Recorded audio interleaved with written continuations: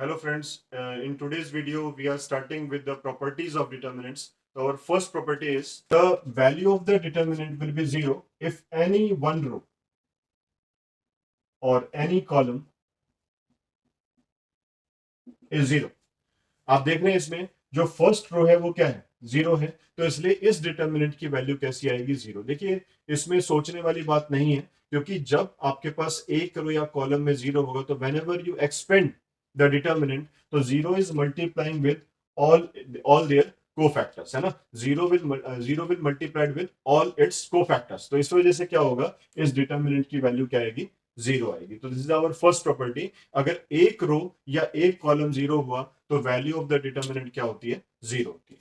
Second, if two rows और columns if two rows or columns are equal or proportional, ठीक है, if two rows or columns are equal or proportional, यानी कि मैंने कहीं पर लिखा 1 2 3 1 2 3 1 माइनस 1 0, मान लो ये हमारे पास है, इसका मैं डिटर्मिनेंट निकालता हूं। तो सबसे पहले आप इसमें ऑब्जर्व कीजिए कि ये वाली रो और जो सेकंड रो है दोनों सेम है ना। अब अगर आप इसको डिफाइन करेंगे, इसकी वैल्यू फाइंड आउट करेंगे, तो देखिए आप 1 इंटू, अगर मैं इसको लेता हूं 0 into this, that becomes 0 plus 3 and minus 2, then we take 1 0 minus 3 and plus 3, and here minus 1 minus 2, that becomes 3 plus 6 and minus 9, we are getting 0।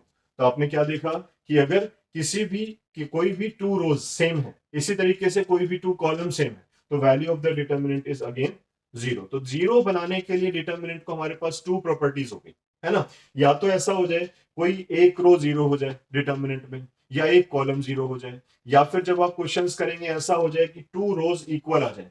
तो टू रोज अगर इक्वल होंगी तो ऐसे में भी डिटर्मिनेंट की वैल्यू क्या होती है, 0 होती है। टू कॉलम्स अगर इक्वल होंगे तब भी वैल्यू ऑफ डिटर्मिनेंट क्या होती है, 0 होती है। तो अगर प्रोपोर्शनल भी होंगे तो भी 0 होती है। देखिए तीसरी प्रॉपर्टी भी मैं राइट कर रहा हूं यहाँ पे कि अगर मान लो मेरे पास है यहाँ 1 2 3 और मैंने यहाँ पर ले लिया 2 4 6 1 माइनस 1 0, अब ऐसे ले लिया मैंने। अब इसमें आप ध्यान से ऑब्जर्व करो, जो फर्स्ट रो है इसका मल्टीपल है सेकंड रो, मतलब second row is twice of first row. अगर मैं इसके सभी एलिमेंट्स को 2 से मल्टीप्लाई कर दूं तो ये मेरे पास रो जनरेट होगी। तो आप क्या देख रहे हो, टू रोज आर प्रोपोर्शनल, है ना, टू रोज आर प्रोपोर्शनल। अगर प्रोपोर्शनल है तो ऐसे में भी डिटर्मिनेंट की वैल्यू क्या होती है, 0 होती है। आप सॉल्व कर सकते हैं ना, आप एज एन एक्सरसाइज इसको सॉल्व करना, इसकी वैल्यू भी आपके पास क्या आएगी, 0 आएगी। तो कहीं पर भी अगर हमारे पास कोई क्वेश्चन ऐसा दिख जाए हमें कि भाई टू रोज सेम आ रही है, टू रोज प्रोपोर्शनल आ रही है, या एक रो ऐसी आ रही है जो 0 है, या एक कॉलम ऐसा आ रहा है जो 0 है, तो ऐसे में डिटर्मिनेंट की वैल्यूज कैसी होंगी,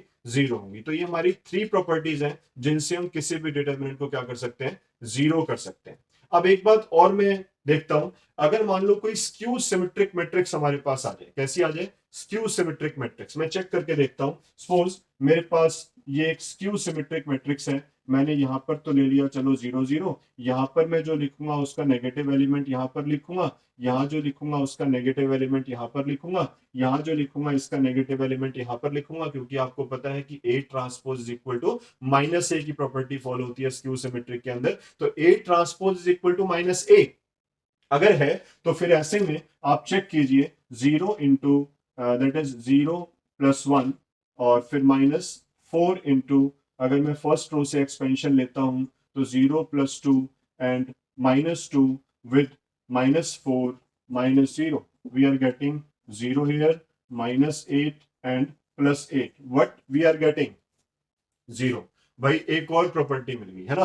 तो डिटर्मिनेंट की वैल्यू तब भी 0 होगी अगर कोई odd order skew symmetric matrix है, ठीक है। अगर कोई odd order skew symmetric matrix है तो उसका डिटर्मिनेंट भी क्या होता है, 0 होता है। तो इसका मतलब कहीं पर भी मुझे क्वेश्चन दिख गया ना और उसके अंदर स्क्यू सिमेट्रिक मैट्रिक्स हुई तो मैं देर नहीं लगाऊंगा 0 लिखने में, तो डिटर्मिनेंट की वैल्यू कैसी हो जाएगी, आपकी 0 हो जाएगी। तो इट मींस इन चार तरीकों से किसी भी डिटर्मिनेंट की वैल्यू को क्या कर सकते हैं, हम 0 कर सकते हैं। तो ये हमारी 4 प्रॉपर्टीज हो गई।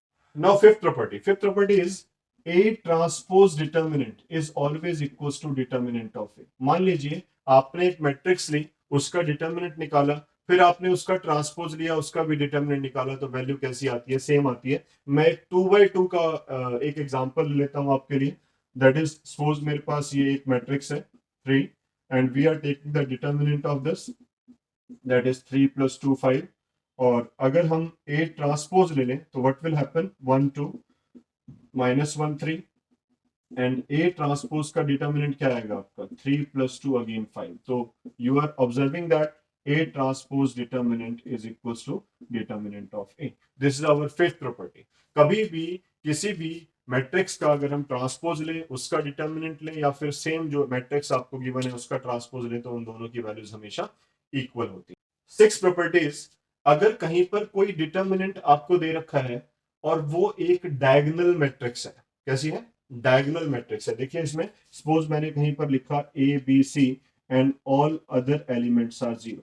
अगर आप इसकी वैल्यू निकालेंगे तो that will be the product of all the diagonal elements. मतलब जो डायगोनल एलिमेंट्स हैं इनका जो प्रोडक्ट होगा तीनों का उसके बराबर इसके डिटर्मिनेंट की वैल्यू होगी। सॉल्व करने की जरूरत नहीं है। मान लो यहाँ पर आपका 1 2 3 लिखा हुआ है और आपसे पूछा जाए what is the value of this diagonal matrix, determinant of this diagonal matrix, तो आप क्या बोलेंगे? That will B 6। 1 × 2 × 3 that is 6। और दूसरी बात, अगर कोई लोअर ट्रायंगुलर मैट्रिक्स है या अपर ट्रायंगुलर मैट्रिक्स है उसके लिए भी सेम क्राइटेरिया होता है। मान लीजिए हमारे पास A1 B1 C1, यहाँ पे C P Q कुछ भी दे रखा है हमें और ये वाले एलिमेंट आपको 0 दे रखे हैं तो भी इस डिटर्मिनेंट की वैल्यू क्या होती है?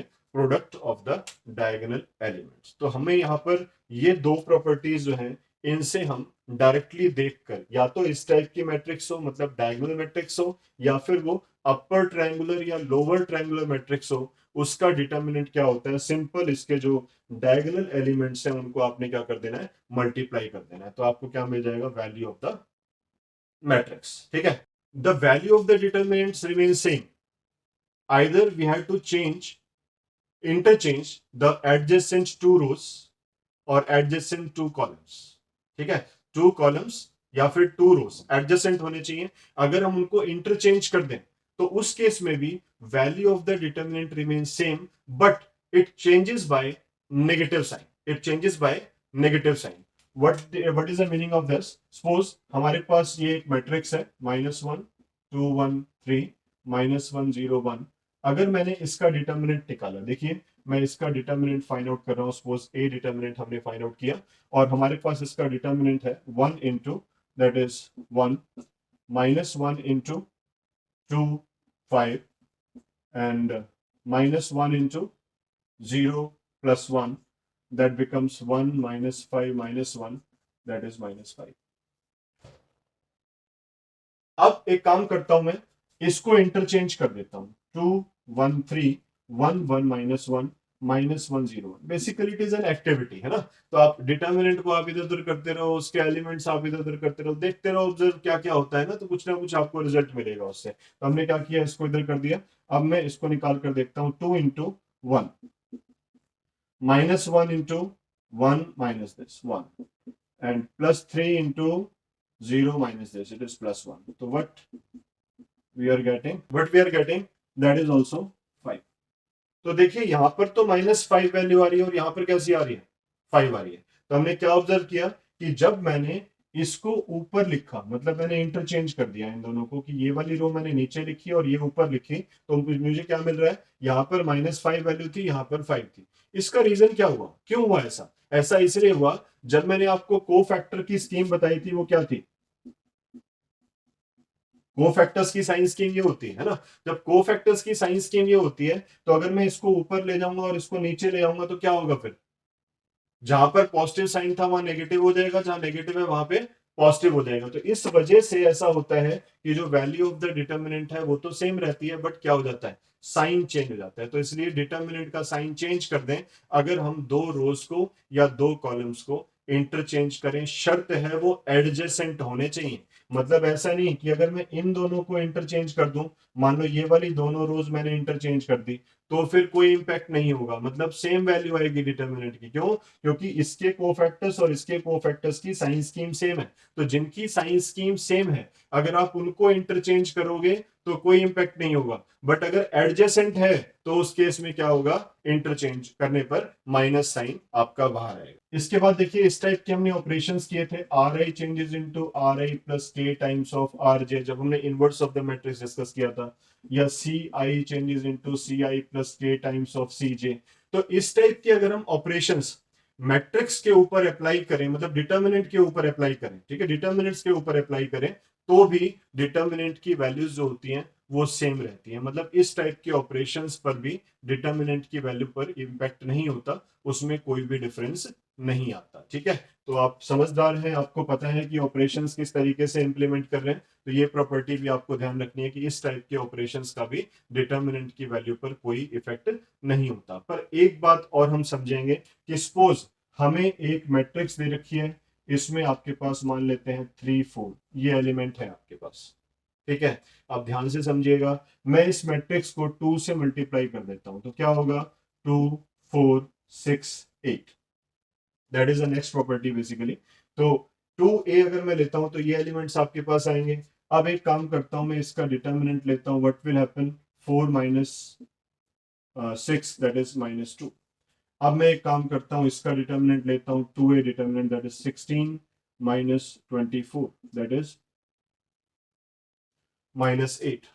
क्या हुआ, जब मैंने 2 से मल्टीप्लाई किया ए के मैट्रिक्स के जितने भी एलिमेंट्स हैं उनको, तो क्या हुआ, ट्वाइस ऑफ ए का डिटर्मिनेंट लेने पर वैल्यू क्या आ रही है आपकी, -8। तो twice of A determinant is -8, that is 4 times of -2, that is 2 square into -2।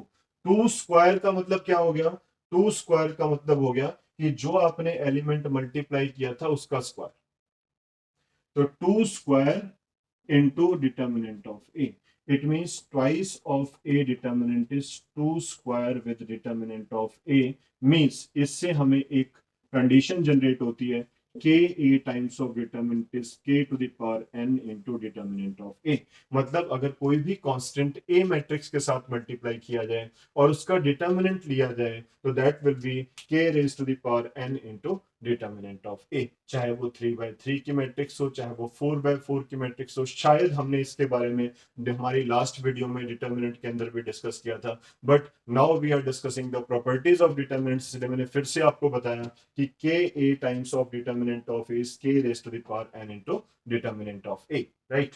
Suppose हमारे पास इस टाइप के आपको कंडीशंस गिवन है, a2 a3 plus b3, and here b1 b2 b3 and c1 c2 c3, इस टाइप का आपके पास determinant है। तो ध्यान रखिए, मैट्रिसेस में जब हम एडिशन करते हैं या दो मैट्रिसेस को स्प्लिट करते हैं, तो आपको हर एक एलिमेंट को दूसरे एलिमेंट में ऐड करना पड़ता है, मतलब करस्पॉन्डिंग एलिमेंट्स को आप ऐड करते हैं। बट डिटर्मिनेंट में ऐसा नहीं है। हम क्या करेंगे, अगर एक सिंगल रो में आपको एडिशन दे रखा है या सिंगल कॉलम में आपको एडिशन दे रखा है, तो आप इसको स्प्लिट करके राइट कर सकते हैं, मतलब a1 a2 a3 b1 b2 b3 c1 c2 c3 plus d1 d2 d3 b1 b2 b3 c1 c2 c3, इस तरीके से आप इनको राइट कर सकते हैं। तो a1 a2 a3 d1 d2 d3 and other two columns are same. ठीक है, ये दोनों कॉलम सेम रहेंगे, बस हमने क्या किया, इनको अलग अलग राइट कर दिया। आप इस पर भी एक एक्टिविटी कर सकते हैं, आप कोई भी एक डिटर्मिनेंट लीजिए, ठीक है, कोई भी एक डिटर्मिनेंट लीजिए, उसके अंदर आपने 2 एलिमेंट्स ऐड करके, मान लो उसको मैंने स्प्लिट कर दिया, और बाकी 2 कॉलम्स में एज इट इज लिखूंगा। तो ऐसे में क्या होगा, इसका डिटर्मिनेंट अगर आप फाइंड आउट करेंगे और इन दोनों का अलग अलग फाइंड आउट कर उनको ऐड करेंगे, तो रिजल्ट जो आएगा आपका वो सेम आएगा। मतलब in case of determinants we can split the addition of one row or one column, ठीक है। And one more property is AB determinant is always equals to determinant of A into determinant of B। जब हम matrices की बात करते हैं, sorry इसकी बात करते हैं डिटर्मिनेंट्स की, तो उसमें अगर हम A और B को प्रोडक्ट करके उसका डिटर्मिनेंट लें या अलग अलग डिटर्मिनेंट लेकर उसका प्रोडक्ट करें, जो रिजल्ट रहता है वो आपका सेम रहता है। तो आपने ये प्रॉपर्टीज एक बार रिवाइज करनी है। प्रॉपर्टीज ऑफ डिटर्मिनेंट्स की जो सारी प्रॉपर्टीज मैंने अभी डिस्कस की, ये सारी आप करेंगे। इसके बाद हम नेक्स्ट वीडियो में इनके जो क्वेश्चंस हैं, ठीक है, वो लेकर आएंगे और आपको बताएंगे किस तरीके से इन प्रॉपर्टीज का यूज करके हम क्वेश्चंस करते हैं, और उस पर हम डिफरेंट डिफरेंट काइंड के क्वेश्चंस करेंगे, और कौन सी कैटेगरी कहाँ पर एग्जिस्ट करती है वो भी आपको बताया जाएगा। तो तब तक के लिए एक बार फिर से इजाजत चाहता हूँ। नेक्स्ट वीडियो में आपके साथ मिलता हूँ क्वेश्चंस के साथ, some questions based on the determinants. Thank you.